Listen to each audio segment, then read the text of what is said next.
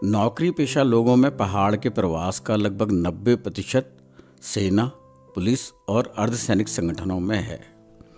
पहाड़ के जो लोग सेना में नौकरी कर रहे हैं, कई मायनों में उनका प्रवास बेहद दयनीय और भयावह भी है। यह ऐसा प्रवास है जिसमें वह प्रदेश में अपना स्थायी कुछ भी नहीं जोड़ सकता। मसलन सेना के रोल कॉल में हर सिपाही को सूबेदार मेजर यह हिदायत देता है कि वह अपने पास कम से कम सामान रखे, ज़्यादा से ज़्यादा एक बिस्तर, एक ट्रंक और एक किट। पता नहीं किस घड़ी उसे छावनी छोड़कर दूसरी छावनी जाना पड़े।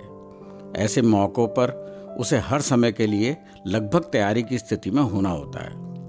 मूवमेंट ऑर्डर हाथ में आते ही उसे फौरन चल देना होता है। ले देकर पहाड़ी फौजी का असली मोह अपने घर परिवार से ही होता है। वह बेताबी से अपनी सालाना छुट्टियों का इंतजार करता है, जो लगभग 60 दिन की होती हैं। रेलगाड़ी के डब्बे से उतरकर जब वह ऋषिकेश, कोटद्वार, काठगोदाम, रामनगर या देहरादून के बस अड्डों पर पहुंचता है, तो बस का टिकट खरीदने से पहले ढेर सारा सामान इन मंडियों से घर के लिए खरीदता है। इस सामान में उसका पूरा घरेलू मोह भरा होता है। गुड़ की भेली, तेल, मसाला, तवा, तसला से लेकर लोहे की कील, पेंट का डब्बा, कपड़े और ज़रूरी दवाइयाँ इसमें शामिल होती हैं। पहाड़ के अधिकांश गांव ऐसे होते हैं जिनके सभी नौकरी पेशा सदस्य फौज में हैं। एक भाई सेना में, दूसरा नेवी में, तीसरा किसी अर्धसैनिक बल में और चौथा और पांचवा भी फौज के ही किसी संगठन में मिलेगा। ऐसे संयोग भी बहुत कम ही आते हैं जबकि 5 भाई इकट्ठे हो सके। परिवार में घटने वाली सबसे बड़ी त्रासदी अर्थात मौत पर भी पांचों भाई इकट्ठा नहीं हो सकते। अक्सर ऐसा भी होता है कि एक भाई आज सुबह विदा हो गया है तो दूसरा भाई उसी दिन शाम को पहुंच रहा है। फौज के कड़े कानूनों में बंधा इनका दुखद प्रवास शायद मानवीय रिश्तों के हिसाब से अत्यधिक दारुण है। फौजी की पत्नी ओबरे में लेटी है, प्रसव वेदना शुरू है। शायद घंटे भर बाद नया शिशु जन्म ले लेगा, लेकिन फौजी 1 मिनट भी अपने बच्चे को देखने के लिए घर पर नहीं टिक सकता। उसकी बस छूटने वाली है। वह चल पड़ा है जबरन एक कठोर चेहरा ओढ़े हुए जालंधर, मेरठ या रुड़की छावनी की ओर। 60 दिनों का निजी जीवन बिताने के बाद फिर वह फौजी छावनी की बैठकों में सामूहिक जीवन जीने के लिए बाध्य हो जाता है। यह सामूहिक जीवन कुछ मायनों में अच्छा है तो अधिकांश मायनों में बुरा।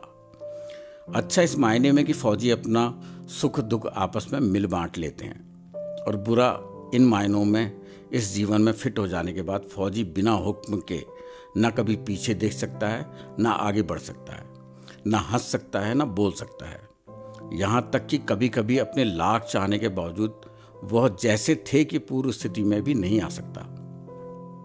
लड़ाकू और बहादुर कौम होने के नाते गढ़वाल राइफल्स और कुमाऊं रेजिमेंट की अधिकांश बटालियनें सीमावर्ती क्षेत्रों में ऐसे नाजुक मोर्चों को संभाले होती हैं कि इनके सिपाही अपने स्वजनों तक को यह खबर नहीं भिजवा पाते कि हम कहाँ हैं। ऐसे फौजियों की चिट्ठियां मार्फत 56 या 99 APO के पते पर ही आती जाती हैं। गोपनीयता झेलने की यह त्रासदी बड़ी अजीब है। यानी अपने प्रवास का सही पता ठिकाना बताने से भी ये मजबूर हैं। चिट्ठियों में भी इन्हें बताया जाता है कि वह मामूली समाचार ही लिखें। अपनी चिट्ठी खोले जाने के भय से इनकी चिट्ठियां अंतरंग नहीं होती हैं।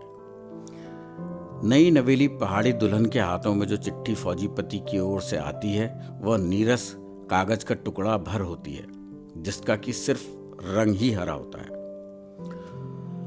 और लड़ाई शुरू हो जाने पर पहाड़ के अधिकांश घरों में टेलीग्राम आने शुरू हो जाते हैं। यह टेलीग्राम फौजियों के लापता हो जाने के बारे में होते हैं, लेकिन इनका सीधा अर्थ ज़्यादातर मौत होता है।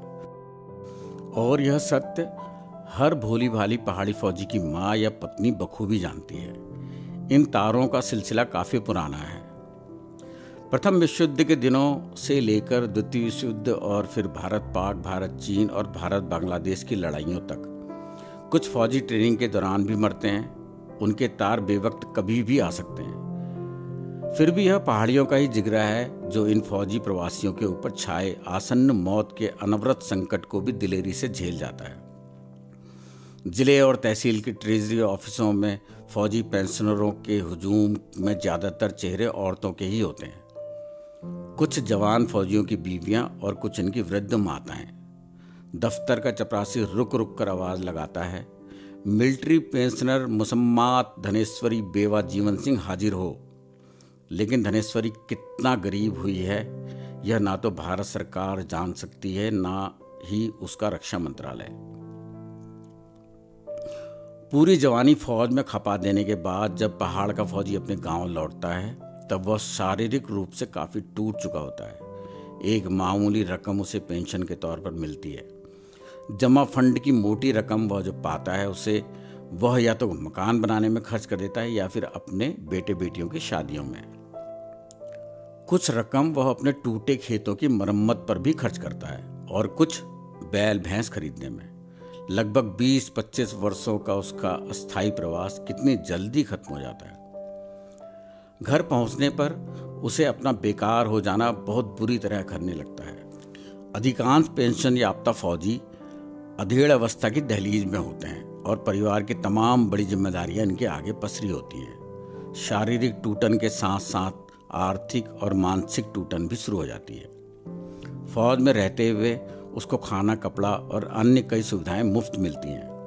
हफ्ते में 3-3 दिन मांस खाने को मिलता है और पीने को शराब भी मिलती है।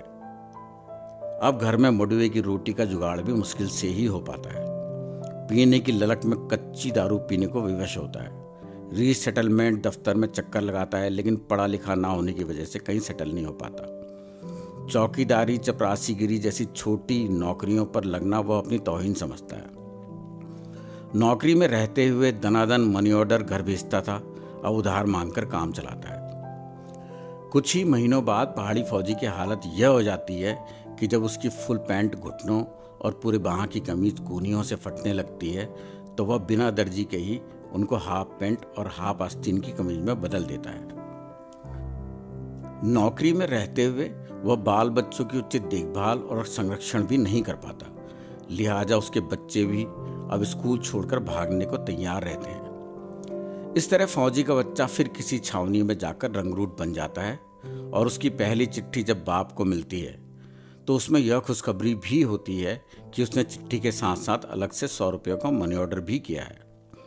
इस भागे हुए बच्चे की चिट्ठी में अब कई हिदायतें होती हैं, मसलन भूली भूलियों के लिए नए कपड़े बनवा देना, उन्हें खूब ज़्यादा पढ़ाना, खर्चे की चिंता ना करना आदि आदि। फौज का नकली प्रवास जलने के बाद जब यह बच्चा पेंशन लेकर घर लौटता है तो कुछ महीनों के बाद उसके हाथ में फिर एक भागे हुए बच्चे की चिट्ठी होती है। यह क्रम कभी भी टूटता नहीं है।